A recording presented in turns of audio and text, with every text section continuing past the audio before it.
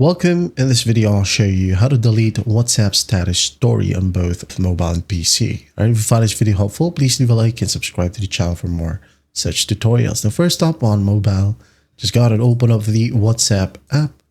Wait for it to load, and once it loads, go ahead over to this tab right here, or these tabs at the very bottom, and just tap on updates. And then here you'll be able to see your status. Just tap on it. Now tap on the three dots right here and just basically tap on delete. Or you can go ahead and open up the story just like so. Now tap on the three dots at the top and then go ahead and tap on delete. Okay. Now, same thing goes to your WhatsApp desktop app.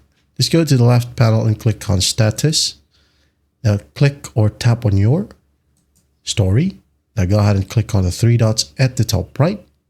Tap on it. And then just go ahead and click on delete. There'll be a prompt or pop-up. Just basically click on delete. And once that's done, as you can see here, both my WhatsApp desktop app and mobile app updated my status. Okay. Now it's cleared. That's basically it. That's how simple it is to delete WhatsApp status story. I hope this video helps and I'll see you in the next one.